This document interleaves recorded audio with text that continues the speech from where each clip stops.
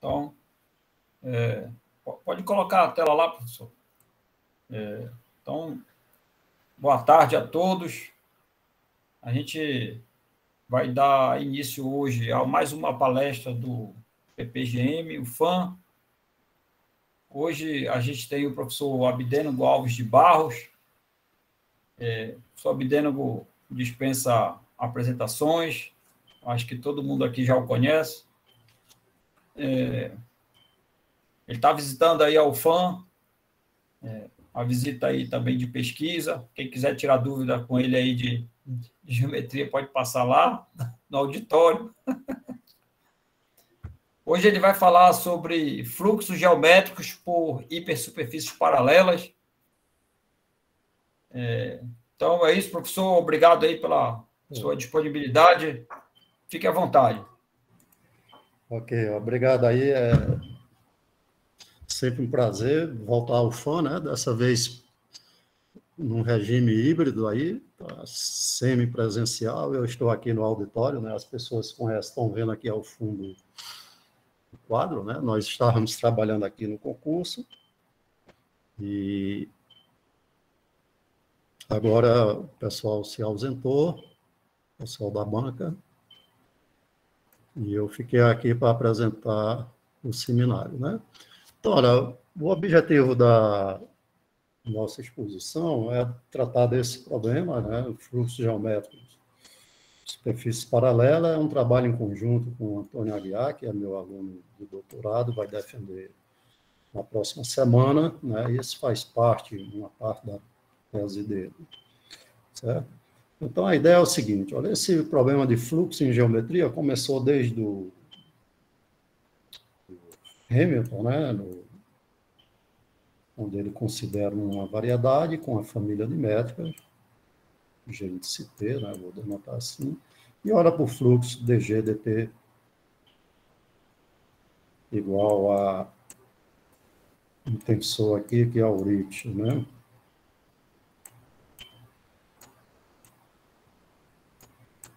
O RIT de T, tá?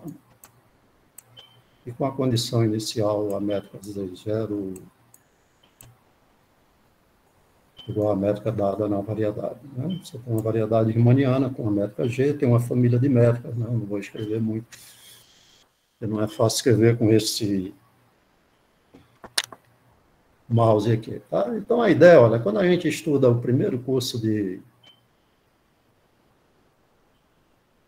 EDP, né, uma das equações básicas que nós estudamos, né, que estudou pelo livro de Jário, por exemplo, é essa equação aqui, ó, aproximando de U, né? É a equação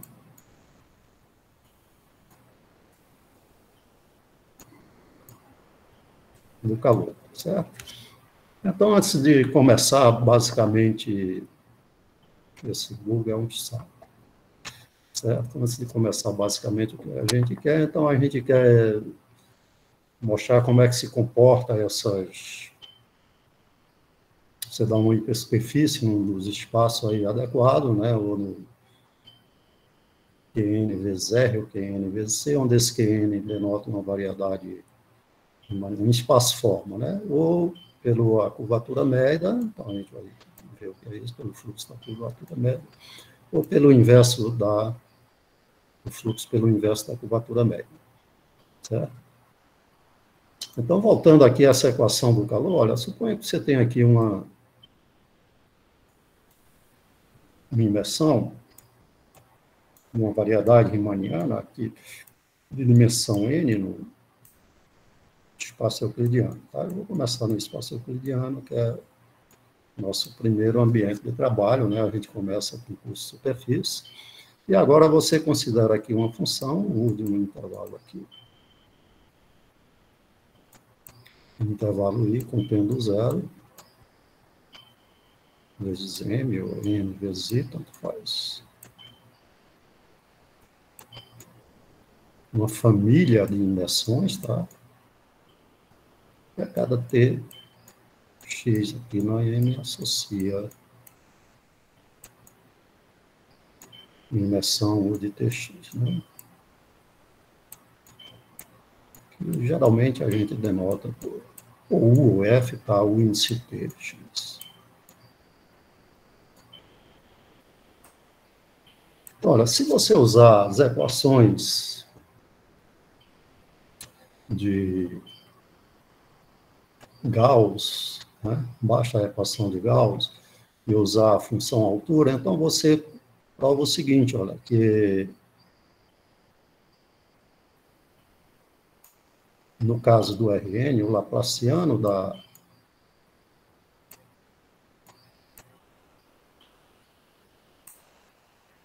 é igual a H, onde esse H denota, se você quiser colocar assim,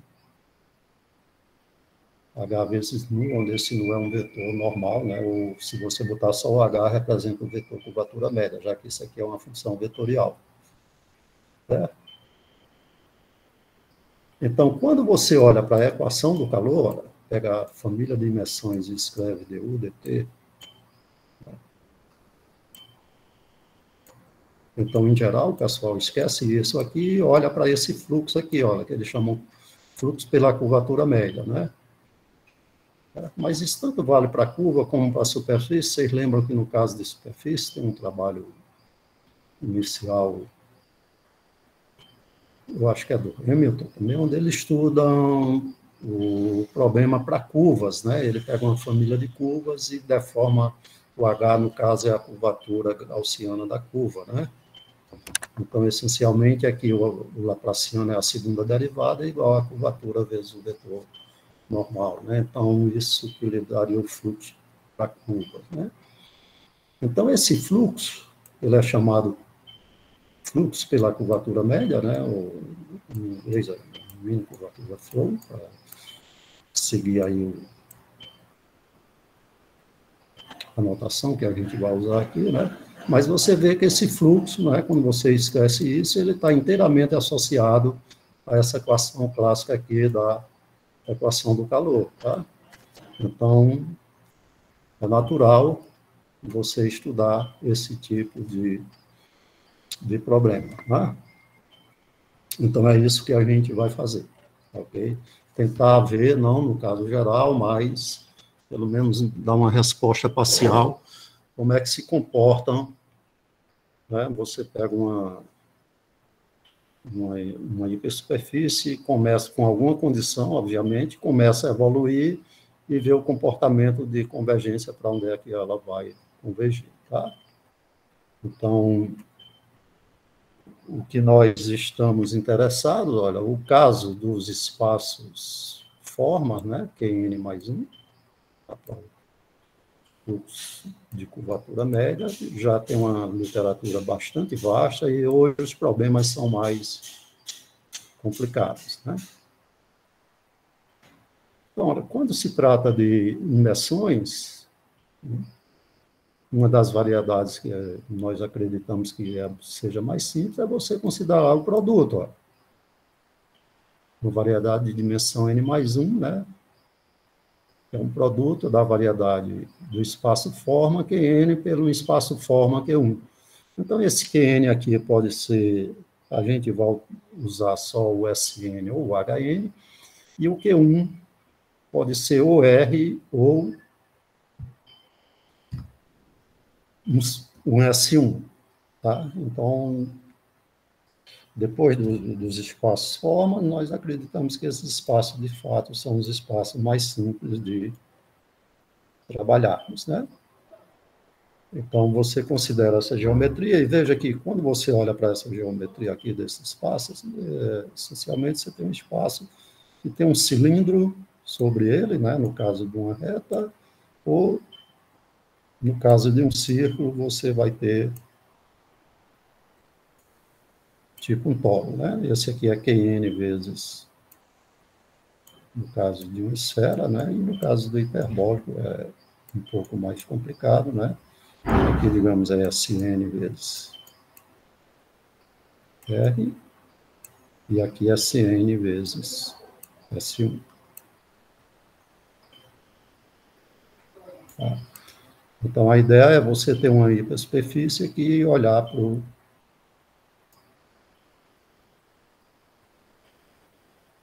Então, veja, aqui nós temos um campo vetorial, que é esse campo aqui nessa direção, que é o campo DDT. Tá? E aqui nós vamos ter um campo especial, que é o campo tangente ao círculo, né, que é o campo DDS. Então, o que é que nós vamos fazer? Esse campo vai ter uma componente tangente, né? Componente tangente, mais uma componente normal, né? Uma função nula aqui, vezes o vetor normal, tá? Então, isso tanto vale no caso dos cilindros, ou no caso desse polo sólido aqui, né? O DT ou DDS, você decompõe dessa maneira, tá? Ok? Então, esse campo T, né, ele vai ter uma componente aqui, né? Então, interessante é quando esse campo o que nós vamos tratar é quando esse campo, ele é uma direção principal da hipersuperfície, tá ok? Então, os espaços que nós vamos considerar vão ser esses dois espaços, vamos aplicar o fluxo, né? Lembrando que o fluxo no RN, por exemplo, por hipersuperfície paralela, né? Você tem uma hipersuperfície aqui, M, aí você pega um vetor normal, e o fluxo aqui, o F de Tx, você pega o ponto X, que está aqui sobre sua variedade M, e anda na direção do vetor normal. Tá? Então, observa, olha, o que é esse fluxo? Isso aqui é uma reta que passa no ponto, na direção do vetor normal, então isso nada mais é do que a aplicação exponencial, né, do xtn.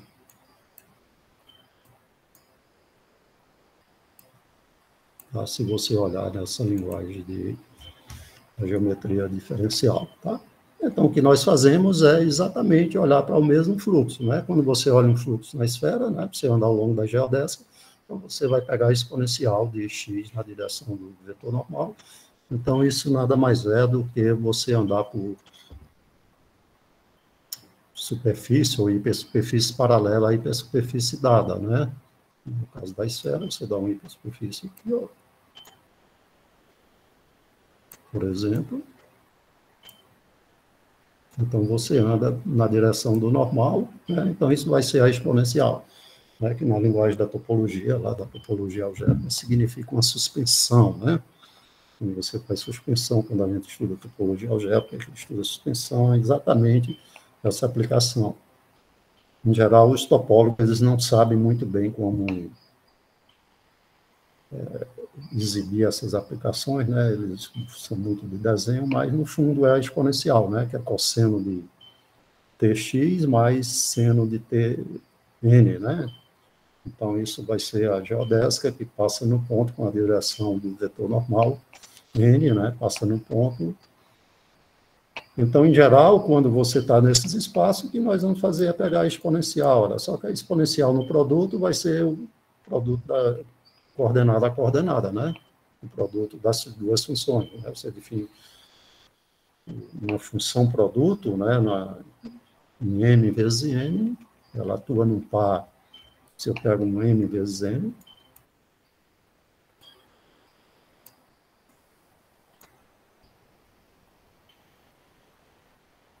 são nm aqui, então quando você pega um par de funções, fh, você define aqui uma nova função, que é f no ponto, né, f de x, e h de y, né, onde o x varia no primeiro fator e o y no segundo, tá? Então, aqui fica fácil, porque a exponencial, no caso da reta, é só multiplicar pelo t, né, e aqui é um círculo. Né? Então, essencialmente, o que nós vamos fazer é pegar essa família de superfície e dizer o que é que significa evoluir pelo fluxo, derivar e resolver a equação. Aí, obviamente, no caso, quando a gente pegar o fluxo pelo inverso da curvatura média, você vai ter que exigir que essa curvatura seja diferente de zero, né? Porque senão não faz sentido ser dividido. Tá, ok? Então, nesses espaços, no caso particular de dimensão 2, né, tem uma vasta literatura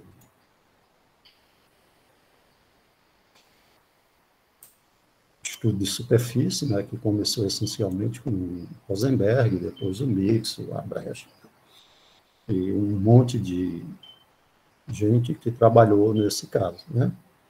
E no caso de dimensão mais alta, né, vale destacar o trabalho do Benoit Daniel, onde ele deu um teorema tipo teorema de Bonnet, né, que é o teorema de classificação, existência e unicidade, né, o teorema fundamental para ir para a superfície desses espaços. Tá? Então, como eu falei anteriormente, a gente pega o campo, decompõe, certo? Então, como esse campo é unitário, tanto esse como o DDS, você vai ter essa relação. Então, observa que esses dois vetores, né, no fundo, um é um cosseno e o outro é o seno de um ângulo, né? Então, para ser mais geométrico, a gente vai chamar esse aqui do cosseno do ângulo, né? Função ângulo, que é o ângulo que faz com o vetor da direção distinguida, né? Que é esse DDT, né? Então, eu tenho essa relação. Ok. Então, esse estudo dessa hipersuperfície, o Rui Tojeiro, uma vasta literatura sobre isso, obteve resultados interessantes, né? Então, eu vou pular isso que não me interessa muito, certo? Então, uma das classes de hipersuperfície que nós vamos estudar são as chamadas hipersuperfícies isoparamétricas, né? Olha, essas hipersuperfícies foram estudadas inicialmente pelo Cartan, mais ou menos nos anos 1940, 39, né? E, essencialmente, as hipersuperfícies isoparamétricas são aquelas para as quais as curvaturas principais são constantes, certo? Então, você olha para uma hipersuperfície e você olha para pega o operador de forma, tá? E você olha aqui,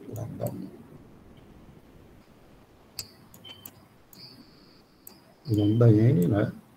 Então, o que o Cartan mostrou é que isso também não pode ser muito bagunçado, né?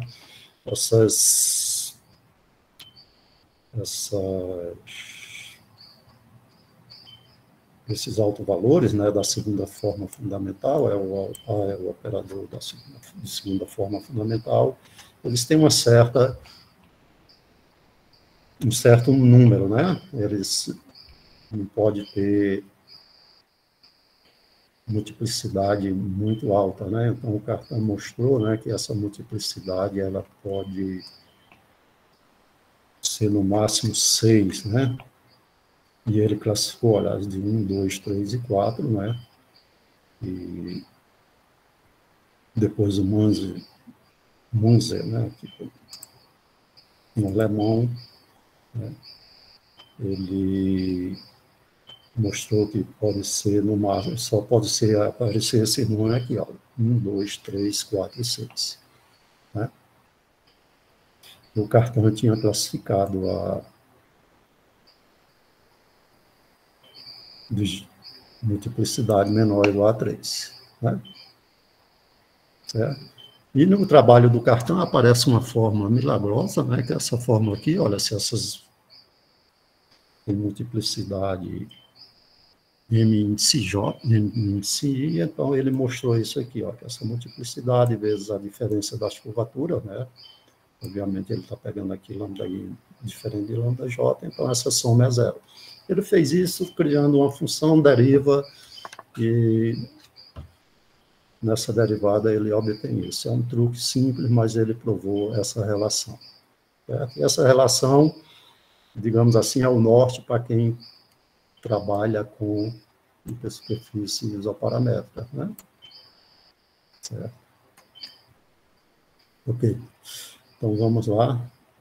Olha, é só para vocês terem uma ideia, esse problema ainda com a multiplicidade 4 e 6 ainda continua em aberto, né? E é uma área de pesquisa bastante ativa, né? Onde as pessoas têm trabalhado de uma maneira muito vigorosa, né? Em cima desse problema, né? Lembrando que o caso de hipersuperfície mínima na esfera, isso aí já está resolvido, né? Se você pega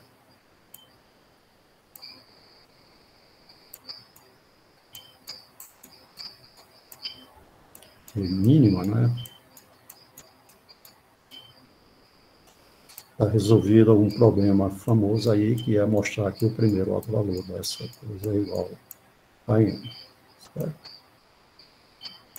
Isso aqui está resolvido para as isoparamétricas, né? Mas não está só o primeiro autovalor, né? Que é um problema do IAL, mas a classificação geral ainda não está dada, né? E quando você vai para a curvatura média constante, aí o problema está totalmente em aberto, né? Assim, para dimensões mais altas, né? Recentemente, quem esteve lá em Belém, o professor Luiz Amâncio deu uma palestra onde ele trata o caso de dimensão baixa, né? E mesmo assim ainda não tem uma resposta satisfatória, tá? Ok, então, essa é uma área, para quem deseja entrar nela, é uma área bastante frutífera. Problema difícil, mas hoje não tem mais nada fácil, né? Então, olha, o caso, né, de Qn, né, do Rn, do Qn vezes R, do Qn vezes S1, né, eles foram tratados mais ou menos na ideia do trabalho do Rui, né, por esses dois autores aqui, essas duas autoras, é a Rosa Chaves da USP e sua aluna Luciana Santos, né, ela mostrou essa equivalência entre superfícies isoparamétricas, né, e ter curvatura principal constante, porque aí você começa a definir como tendo curvatura média constante, né, a definição original, e depois você prova que as curvaturas são, né, isoparamétricas, as curvaturas principais são constantes. Então, a Rosa e a Luciana mostraram essa mesma equivalência, né, nesses espaços aqui, tá? Mas o problema do fluxo elas não trataram, tá? Então, essencialmente, o que a gente está tratando aqui é o problema do fluxo, não é? E ainda tem essa condição aqui, olha, aquele vetor T tem que ser uma direção principal, né? Então, eu não sei porquê, mas todos os trabalhos que a gente tem visto na literatura, esse T está dando trabalho, né? Você tem que considerar ele como direção principal, né? Principalmente em dimensão mais alta, né? O trabalho que o Guilherme Lobos apresentou lá para a superfície, então para a superfície eles contornam um pouco alguns dos resultados, mas em dimensão mais alta, né? Variedades de dimensão mais alta, esse T, todos que tem essa propriedade, né? Então, não só para a hipersuperfície, mas a família de hipersuperfícies paralelas, né? Que vai ser dada pela exponencial, você pega essa imersão e aplica a exponencial na direção do vetor normal da imersão, né? Por exemplo, você tem aqui, digamos, um cilindro. Você tem aqui sua hipersuperfície. Imagina esse cilindro, isso podendo ser um S1, né? Então, você olha aqui a direção do normal e aplica a exponencial sobre esse conjunto, né? A exponencial desse ambiente, ó. E a exponencial lá da geometria riemanniana. Isso aqui é uma variedade riemanniana, só que nesse caso específico, quando é um produto, a exponencial é o produto das duas, né? Então, você aplica Então, essencialmente, são as hipersuperfícies paralelas, né? Que lá no livro do Manfredo, vocês lembram, quando você tem uma variedade, estudar as hipersuperfícies, as variedades focais, né? Então, está mais ou menos nesse espírito aí. Certo? Então, no nosso caso, a gente vai obter uma relação parecida, né, com a do cartão. Tá? Então, aqui é similar ao que foi feito anteriormente, né? Eu vou pular essa parte, e aqui é a história do fluxo, né? Então, você olha para aqueles dois fluxos, o fluxo pela curvatura média e o fluxo pelo inverso da curvatura média, né? E tem uma referência aqui, tem um trabalho, um apanhado desse trabalho do Coding, Minicos e Peders, né? E todas as referências lá, onde eles têm um survey sobre esse problema, né? Isso é evolução, e como nos sólidos, né? no fluxo de Ricci, né? Tem os problemas interessantes que são as singularidades, né? Que são insólitos, né? Então, também, isso é uma vasta área, né, de estudo, você olhar para estudar as singularidades, né? Tanto nos sólidos de Ricci, como nesses sólidos aqui que aparecem no fluxo pela curvatura média, tá ok? Ok. Então, por exemplo, olha, no caso da esfera, né, num trabalho recente, a professora Teneblar, com o Reis, lá de Brasília, eles provaram que, no caso da esfera, né, uma hipersuperfície imersa na esfera, então não precisa ser mergulhada. Se ela evoluir, for uma solução você evolui pelo fluxo, aplica o fluxo pela curvatura média, então se ela for uma solução daquele sistema de equações, né, a derivada da família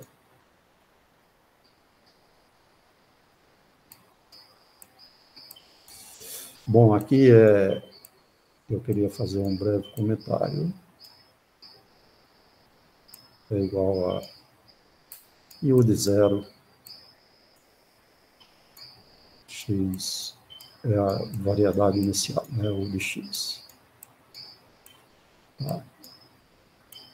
Olha, no caso da esfera, vocês lembram lá da geometria riemanniana, quando vocês calculam o Laplaciano no imersão tem essa seguinte propriedade, o Laplaciano de U mais NU, né, se você tem uma imersão, é igual NH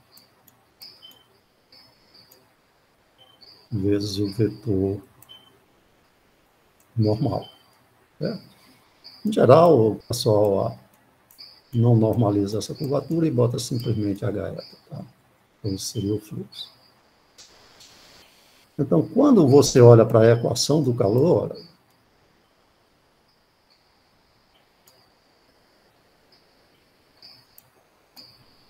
se você olha só para a equação do calor, du dt igual a Laplaciana, então, no caso da esfera, o Laplaciano seria H vezes o vetor normal menos esse vetor posição aqui, tá? Então, uma das tentativas seria essa daqui, olha, du dt igual HF menos NU, tá? N aqui é a dimensão, perdão.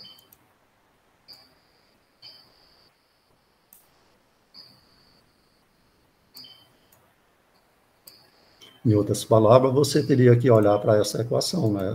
Passa esse para o outro mesmo, ficaria du dt mais NU, que é uma equação do primeiro grau, né?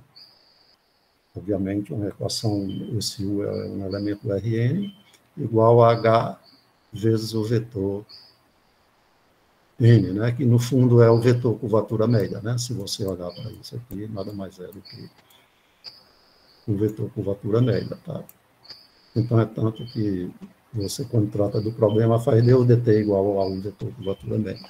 Então, olha, por que se livrar desse termo? O pessoal se livra desse termo porque quando você aplica a teoria lá equações elípticas, né? Quando você tem esse termo de primeira ordem, então geralmente dá problema. Então, para se livrar do problema, você trata o fluxo, mesmo na esfera, como sendo esse aqui, ó. No Rn ele fica bem bonitinho, né? Porque isso aqui nada mais é do que o laplaciano da imersão, tá? Então, no Rn ele coincide com a equação do calor clássica que a gente estuda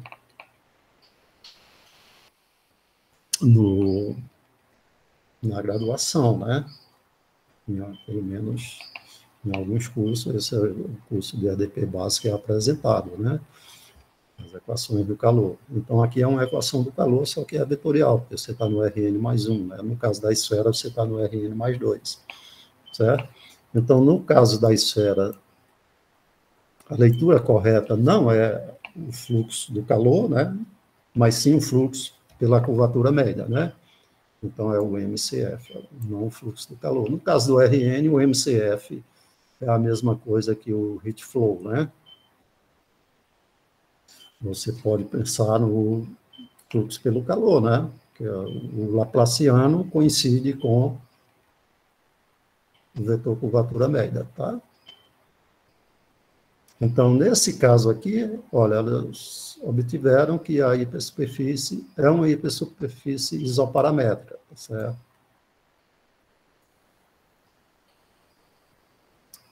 Mas eles só trataram o MCF, né, o Mean Curvature Flow. Então, nós vamos obter um resultado um pouquinho melhor, que é para o inverso da curvatura média, né? Só que, olha, quando você faz a evolução pelo inverso da curvatura média, você tem que exigir alguma hipótese sobre a curvatura. A curvatura não pode ser zero, certo? E nos pontos onde a curvatura é zero, então você não pode aplicar o fluxo, né? Porque o fluxo essencialmente é esse aqui, ó, du dt igual menos 1 sobre h. Esse depende do t e do x, tá? Vezes o vetor normal, né? Então, você tem uma hipersuperfície, olha o vetor normal e sai, né, esse fluxo. Então, a gente trata U pelas hipersuperfícies paralelas. Então, no caso da esfera, essas hipersuperfícies paralelas serão dadas pela exponencial, né? Então, nesse caso, eles resolveram uma equação ordinária e prova que são isoparamétricos. Olha, mas isoparamétrica ainda está longe de você classificar, né? É uma resposta parcial. Aqui nós colocamos a hipótese natural, que é ser convexa, né? De fato, eu acho que a gente pode substituir essa hipótese, ao invés de convexa estrelada, que é muito mais fraca, e obter o mesmo resultado, né? E a gente prova, não, olha, que se você tiver uma solução dessa equação, a solução é uma esfera, porque você obtém uma hipersuperfície umbilical, tá? No caso da esfera, tá bom? Então, a gente dá um passo a mais, exige a convexidade, que é natural, mas obtém uma rigidez. Aqui você ainda tem isoparamétrica, tá? Então, essa parte da geometria desse espaço eu vou pular, né? Porque você olha para o Qn como sendo uma quádrica, né? O Hn ou o Sn, dependendo do caso em questão, né? Ou a esfera ou o espaço hiperbólico é sempre uma quádrica, né? Onde é igual a 1 ou menos 1, vai depender aí do contexto. Tá? Então, olha, quando a gente considerar aqui uma hipersuperfície nesses espaços, né? Por exemplo, no Qn vezes R, né? Então, você tem essas duas equações aqui, olha, né? A derivada do x, quando o x é tangente, né? Vai dar isso aqui, e a derivada desse vetor é igual a isso. Então, vocês observam o seguinte, olha, nós vimos lá que aquela equação era norma de t, isso vale em geral, mais essa função âmbita,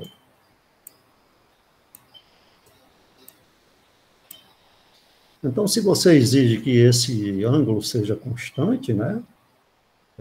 Então, isso aqui vai ser zero, olha.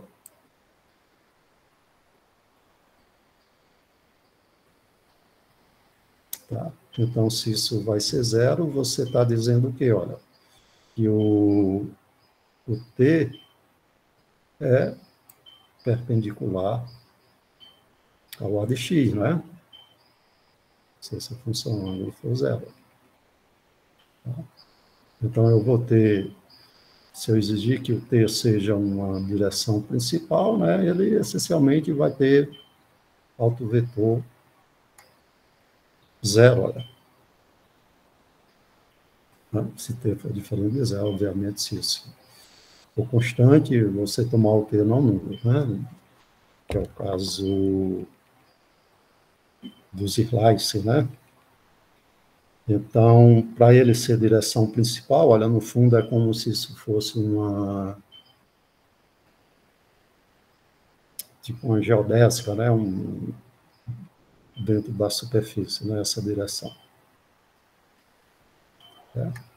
Então, o mesmo caso ocorre, as equações no SN, né? Porque aqui é só uma prova que esse campo psi é paralelo.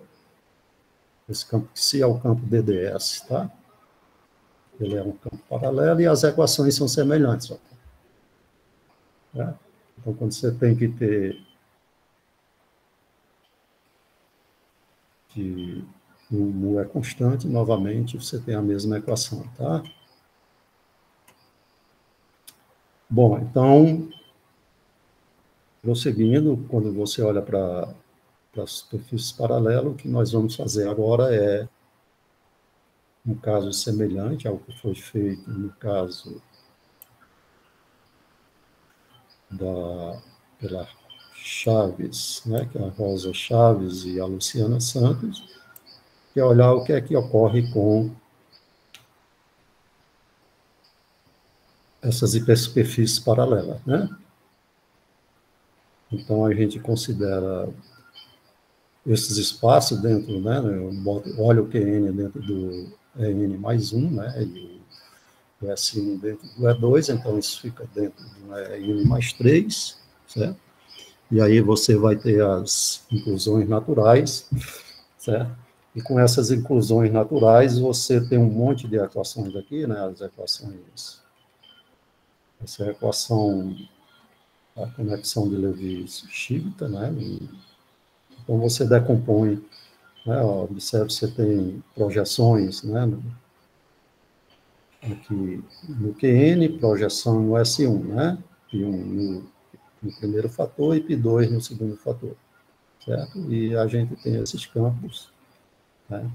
Que são os campos normais, né? A essa imersão aqui, ok? Então, tem esse monte de equações aqui que ajudam na hora de fazer os cálculos, né? Nesse caso. E no caso de S1, né? A gente tem mais essas equações aqui. Ó. Então, veja que tem um fato curioso aqui. Ó. Se você pegar uma hipersuperfície, né? E pega uma base, então, se T é uma direção principal, então, observa, olha, o T é constante ao longo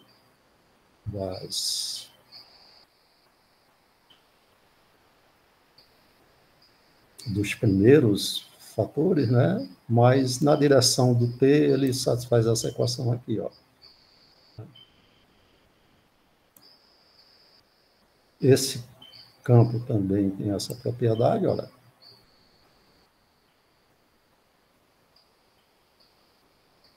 Ele vai ser, né, obviamente, se quando você tem uma equação x, norma de t ao quadrado mais mu de t ao quadrado igual a 1, então se a derivada desse é zero, a desse também vai ser zero, né?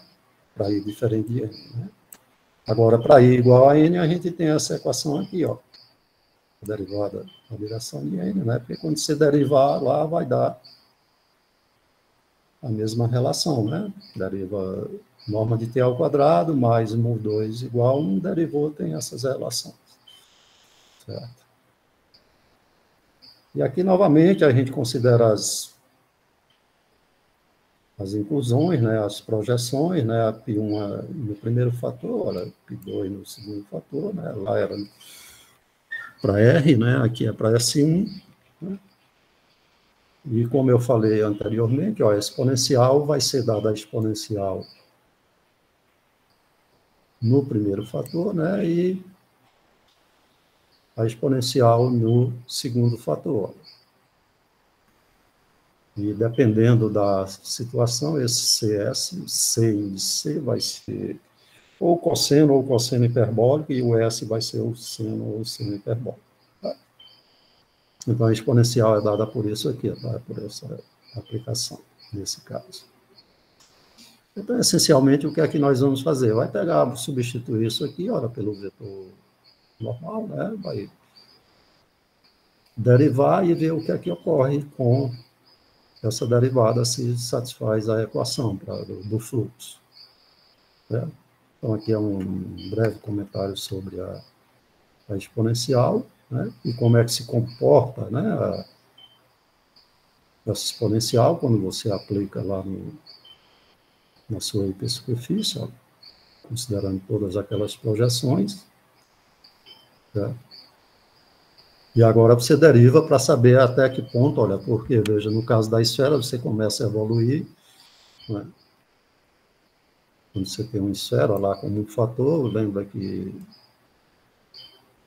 quando você pega a componente da esfera, né, olhando só a componente da esfera, você vai evoluindo, vai chegar no polo, né? Se você estiver no espaço hiperbólico, a gente não vai ter esse problema, né? Mas no caso da esfera, né, você vai ter isso aqui, olha, as geodésicas vão se encontrar, né? Então, sempre vai ter esse fluxo, ele vai ter um intervalo, né? Ele começa aí no zero, mas ele não vai, no caso da esfera, ele vai ter um T estrela aqui, olha, aqui para dizer. Você não pode andar enquanto quer aqui, não, né? Então, a gente tem esse... Né? Você prova localmente, você pode evoluir, mas por um tempo finito, né, você vai chegar em singularidades. Né? Então, o que é feito aqui é dar condições para que você tenha uma imersão. Né? Então, olha, lembra que lá no livro do Manfredo tinha uma história do ponto focal, né? Então, tem essa condição, olha, na direção normal, você só pode andar até... Tem que estar nesse intervalo, né? Senão não tem sentido. Certo? Porque aqui, olha, se você permitisse que isso aqui fosse zero, ela deixaria de ser uma imersão. Mas até aqui, e com essa condição, diferente de zero, né, você vai ter, olha, isso aqui diferente de zero, então você tem uma métrica, tá? Então a gente exige que, né, uma vez feito esses cálculos, obviamente isso aqui é um trabalhinho, né, porque a gente vai derivar termo a termo, né, vai ter umas 2 contas de página aí, e você chega nessa relação, né, para que você tenha uma imersão. Então, a condição de imersão é essa aqui, olha, que calculou a métrica, deu isso aqui, então tem que ser diferente de zero esse fator, e esse aqui, ó. E a métrica fica bonita, olha, ela é desse tipo. Né? Então, a condição para imersão é exatamente esse diferente de zero, e esse aqui também diferente de zero. Tá? E o vetor normal, né, como você tem é fácil você descobrir quem é o vetor normal. Tá? Aquela história, você tem seno, cosseno, você bota menos cosseno, seno, né? É uma multiplicação por i. Então, aqui é semelhante, a gente só vai fazer um truque e verifica que, de fato, esse é o vetor normal. Então, de posse, você tem a imersão, né? E tem um vetor normal, você pode começar a evoluir. Né? E a primeira proposição, né, que nós obtivemos foi uma relação parecida lá com a da Rosa, Chaves, a do Cartan, né? Nesse caso, olha, é que as curvaturas principais se comportam de maneira semelhante, né? Então, por exemplo, uma coisa que nós não sabemos ainda é se essa multiplicidade ela vai ter o mesmo comportamento do cartão, né? No máximo de até 6, né? E dá um pulo, não existe 5, né? É 1, 2, 3, 4 e 6, certo? O cartão classificou até 3, né? E agora 4 e 6 está na briga aí. Então, nós não sabemos, nesse caso, se essa multiplicidade é a mesma, né? Pelo menos nós não tentamos, não estávamos interessados, em princípio, né? Ó, desculpem aí, é porque eu estou matando aqui uns carapanã, né? Já que está em Manaus, é carapanã, né? Então, tem isso aqui, ó. As curvaturas principais se comportam dessa maneira, certo? Semelhantes. Então, olha, a definição de paralela é que ela tem curvatura média constante, tá? Então, a ideia é provar o mesmo resultado semelhante, né, ao do Cartan, provar que elas são paralelas somente se a curvatura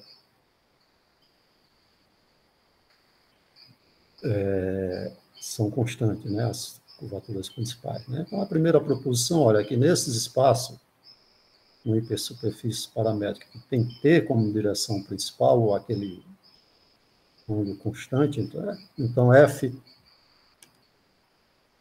tem curvatura principal constante, somente se T, o vetor lá é constante, né? Então, mais ou menos, né, se você põe essa hipótese do T ser direção principal, então o resultado é semelhante. Ó. Isoparamétrica para a gente é quando tem curvatura média constante, tá? Só curvatura média constante, certo? Tanto a F quanto as suas paralelas, né? E o resultado é semelhante. Ser isoparamétrica é equivalente a ter curvaturas principais constantes, né? Então, a gente pode traduzir isso numa hipersuperfície com ângulo constante aqui, ó, é isoparamétrica,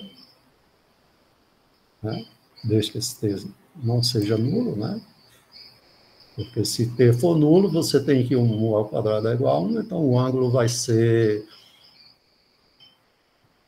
um ângulo, cosseno daquele ângulo vai ser um ângulo que tem que ser 0, né? Então isso significa que, essencialmente, o T é 0. Então a gente coloca essa hipótese de T ser 0, exclui esse caso. Certo? Então, ser isoparamétrica é equivalente às curvaturas constantes, né? A gente junta lá o que foi feito pela Rosa, como a gente obtém esse teorema. Então, toda vez que você fala de hipersuperfícies isoparamétricas, sem perda de generalidade, você já pode supor que as curvaturas principais são constantes. E agora é resolver o chamado fluxo. Olha, você parte de uma imersão, né, e resolve a equação. Tá? Então, a equação pelo fluxo da curvatura média, tá, vai ser essa equação. Né? Então, chamando a atenção que um problema interessante seria você resolver a equação aqui pelo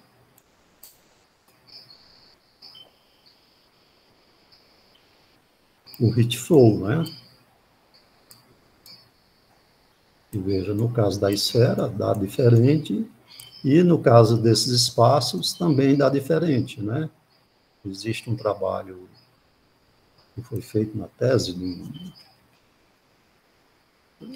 do Feliciano Aguiar, lá da UFAL, ele foi aluno do Jorge Herbert, foi aluno do Lucchesi, junto com o Jorge, eu acho que não teve coorientação, onde ele estuda, né, esse tipo de imersões nesses produtos, e ele calcula o Laplaciano. Certo? Então, o ideal seria você, né, um problema interessante é estudar esse fluxo, olha, o fluxo nesses espaços pela equação do calor, ou, em outras palavras, o fluxo do calor, né, o rate flow, como queira, tá? Você colocaria a imersão, e aqui nesse lado colocaria o Laplaciano, onde lembra que esse Laplaciano de U dx vai ser o Laplaciano na métrica induzida na fatia T, né? Então, esse Laplaciano ele depende do T e do X, né? É na métrica G de T, né? Se você quiser, bota a métrica G de T aqui, tá?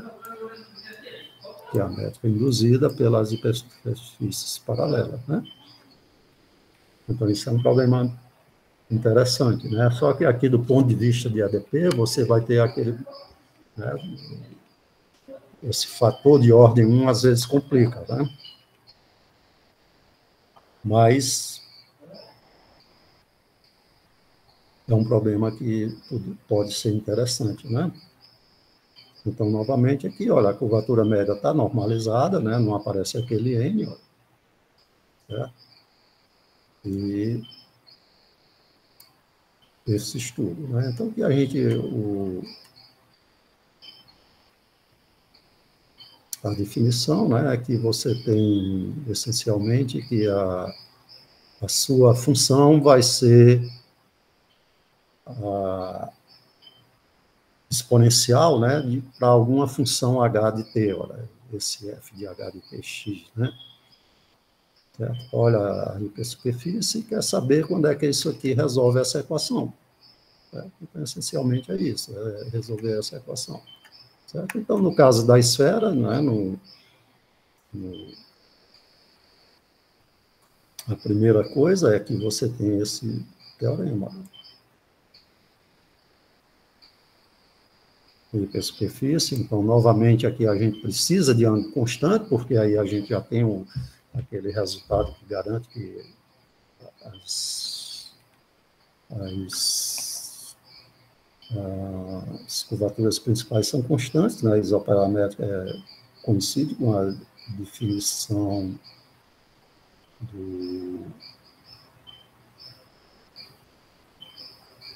do Cartan, né? Então, quando você evolui através desse sistema aqui, ó, certo? E tendo aquela condição que a gente precisa para garantir que seja curvatura principal constante, né? As curvaturas principais constantes, então isso é uma solução se somente se for isoparamétrica, tá?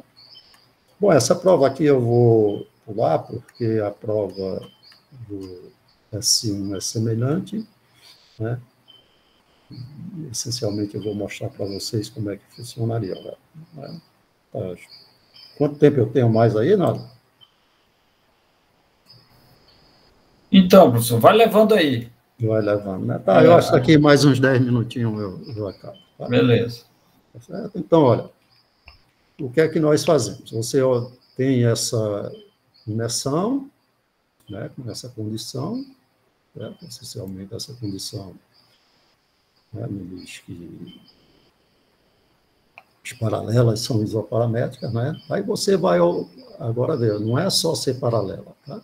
Você vai derivar e vai tentar resolver a equação. Olha, observe, quando a gente trata dessa equação de UDP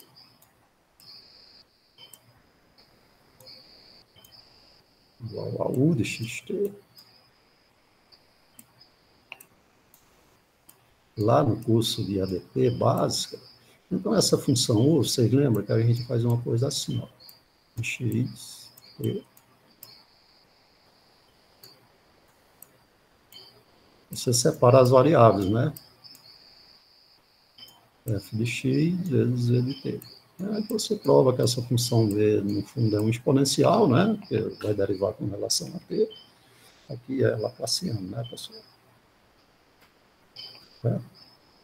Quando você deriva com relação a t, de fato, né, essa aqui, v, aparece na exponencial. A segunda derivada vai aparecer senos e cossenos, né? E aí é onde introduz as séries de Fourier, né? Que a gente faz uma análise bem interessante. Então, olha, aqui é semelhante, porque o que você está fazendo é pegando f de x e, num certo sentido, fazendo uma convolução aí com cosseno e seno ou com a exponencial, né? Então, é semelhante ao estudo lá das equações básicas, né? Na teoria do calor, tá? Então, a ideia é você pegou a função, olha, deriva, né? E ver quando é que é solução do fluxo do calor, já que a gente sabe lá quem é o vetor, nós vimos como é o vetor normal, certo? Então, quando você olha para essa equação, é porque eu tirei aqui,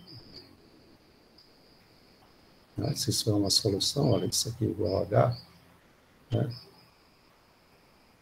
Então, H de Tx, olha, vai dar só a derivada daquela função que você colocou lá na exponencial, tá? Então, não depende de x. Isso significa o quê? Que em cada fatia ela não depende de x, então ela é constante, né? Para cada t fixo, a curvatura é constante. Então, é isoparamétrica. Certo? Então, a continha, essa conta, obviamente, não é tão só em duas linhas, como eu coloquei aqui, né? Tem que abrir um monte de contas, certo? Mas a conta é bem interessante. Então, quando você chegou isso aqui, olha, isso aqui está me dizendo o quê? Olha, a curvatura da paralela, ela, se ela for satisfizer essa equação aqui, ela tem h de tx igual a derivada de h em t. Né? Eu não gosto de chamar muito a galinha porque soa mal, né? Então, a derivada de h em t é igual, então isso não depende do x, então está me dizendo, olha, na fatia t, até onde for permitido você andar, quando chegou em t, não depende do x. Então, h de t é constante. Certo? Então, vai ser isoparamétrico. Certo? E se ela for isoparamétrica, nós já sabemos que ela tem curvatura principal constante, olha lá daquele resultado. E agora você já sabe mais ou menos qual é o caminho das pedras, resolve a equação. Certo? Onde esse v de t aqui, para a gente, é essa função aqui. Ó. Aqui foi só para efeito de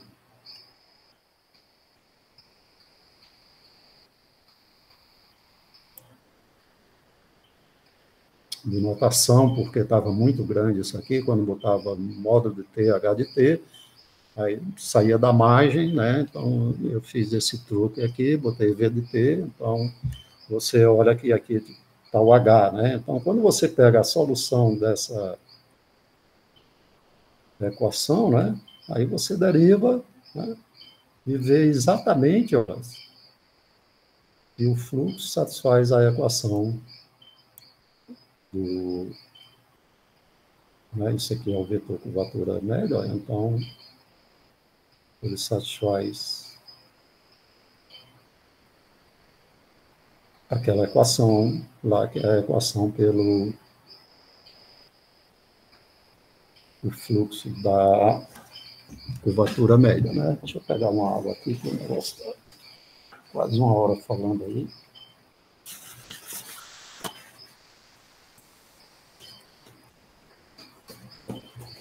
Ok, então você consegue resolver. Então, um problema interessante é tirar essa condição, né,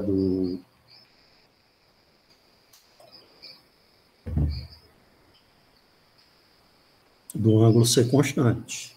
Né? Mas isso entrou fortemente em todas as soluções até aqui, tá? Então, essa seria um dos resultados, né? E para o inverso da curvatura média, então eu tenho que exigir que esse seja diferente de zero. Então, essencialmente, você está pedindo que a curvatura tenha sinal, né? Então, é natural, olha, né, a definição do fluxo, né? Você tem a equação, né? Coloca esse menos aqui só para andar na direção correta, né? Para a esfera euclidiana ter curvatura positiva, né? Você bota normal menos a normal, certo? E tenta resolver essa equação aqui, esse fluxo. Lembrando que hoje existem vários fluxos, e as pessoas têm estudado vários problemas, né? Como problema tipo Minkowski, né? Tem muitos problemas interessantes. Então, o Blendo já tem um fluxo de um monte de gente, né? Quando o H for zero, né? Então eu não vou evoluir, então essa família aqui é uma família trivial, uma solução trivial, tá? Quando o H é zero. Certo? Então, olha, na esfera, lembrando que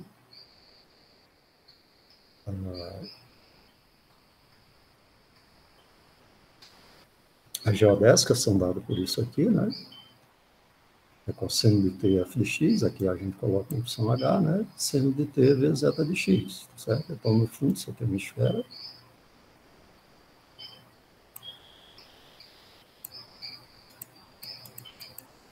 Tem uma hipersuperfície aqui e você vai na direção do normal, né? Então, de fato, a gente está puxando para o Equador por causa do sinal.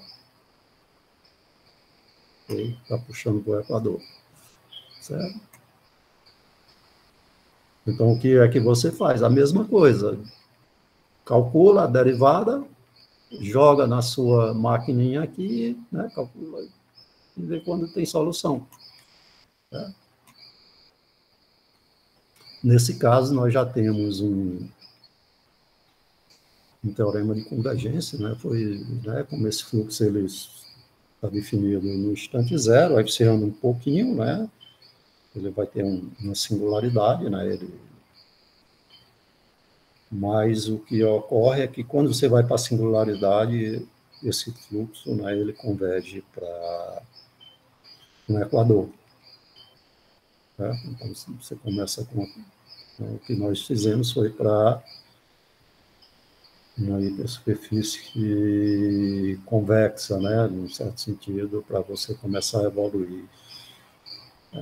Como eu comentei com vocês, dá para fazer, eu acho que dá para fazer para estrelada, que é muito mais fraca, né?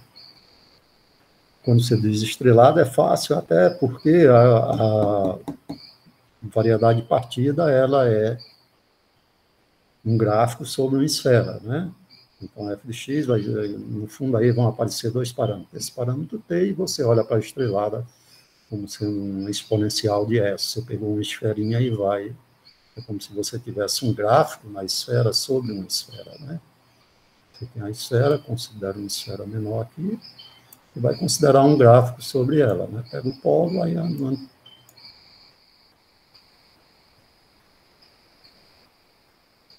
eu acho que para as estreladas vai permitir, talvez, a gente sair do hemisfério, né?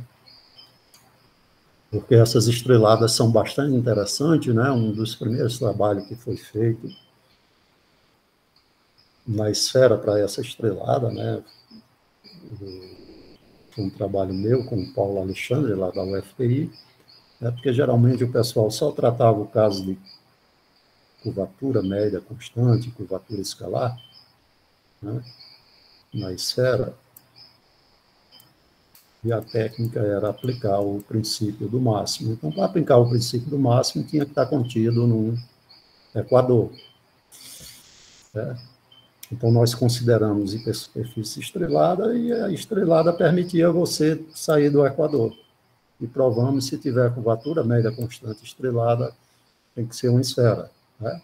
Isso foi baseado num trabalho dos anos 1800 45, 50, por aí, né? Então já um matemático chamado Gelé.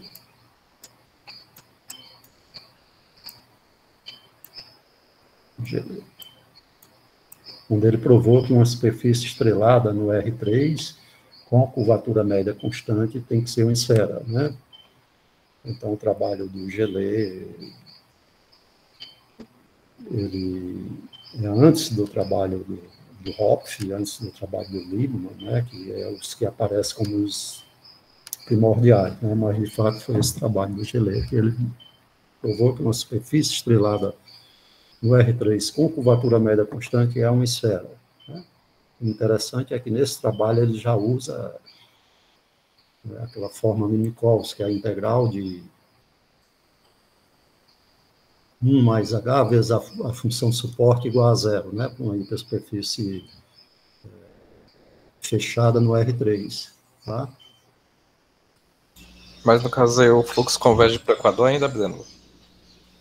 No caso da esfera, sim. Estrelada mesmo assim converge para o Equador. É geral, ele converge para o Equador. Desde que você comece a fazer o fluxo, né? Ah, é porque o H é diferente de zero, né? O H é diferente de zero. Então, por exemplo, quando você passa da esfera, você pode passar e, se ela corta transversalmente o Equador, né, a curvatura vai ser diferente de zero. E tem uma coisa curiosa, porque mesmo que você esteja com a esfera, né, um Equador, você pega a estrelada do Equador, você pode subir e começar a evoluir pelo fluxo. Tá? Mas, em princípio, essa coisa pode ser bem complicada, né? Mesmo sendo convexa, né, pode ser complicada. Só um minuto aí. Olímpio, o Tiago está no seminário aqui, então não adianta a gente ter pressa, não. Né? Viu, Tiago? É porque o Olímpio está aqui entrando. Tá... Você sabe como é japonês. Ele marcou 4h15, aí 4h15 ele chega, né? O japonês é assim. Certo? Só um minuto aí. Ele está aqui, mas tudo bem. Certo? Então, olha, o que nós temos é que o vetor curvatura média, de fato, é aqui a HDT, né? Aqui também, né? Você só faz inverter, certo? E as curvaturas médias, olha, elas têm esse mesmo comportamento, certo?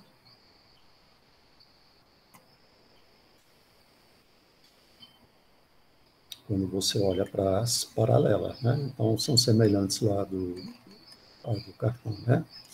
Você olha para essa superfície paralela na esfera.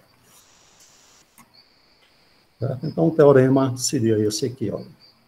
Uma superfície mergulhada, convexa, né?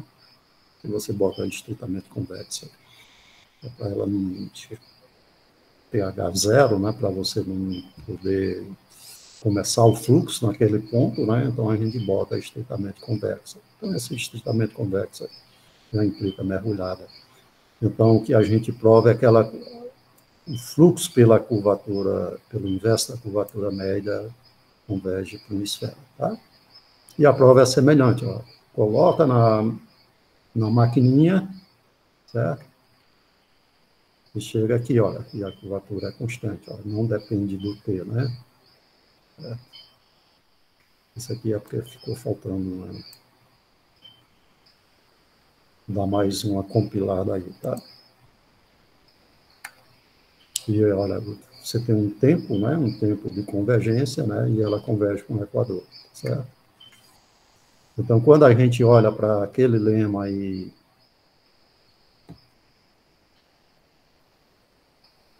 você chega nessas relações, olha, as curvaturas são todas iguais, né?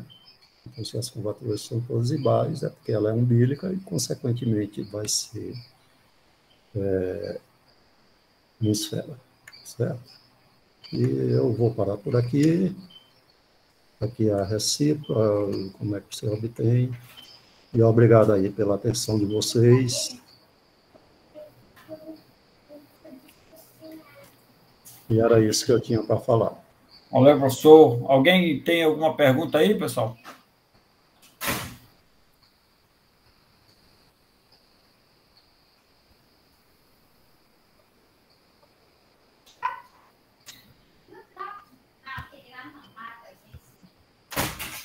Sem perguntas?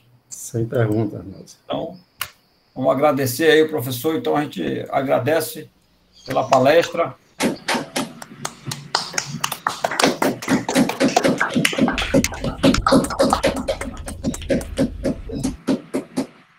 Então, eu que agradeço mais uma vez vocês aí pela paciência, e é pena que não foi presencial total, né? Mas tá bom. Então, até breve aí. Tchau, obrigado, Ju, obrigado, Nasa aí. Tchau, pessoal. Tchau, a gente que agradece, professor. Obrigado. Um abraço. Tchau, tchau. Obrigado, Lázaro. Tchau.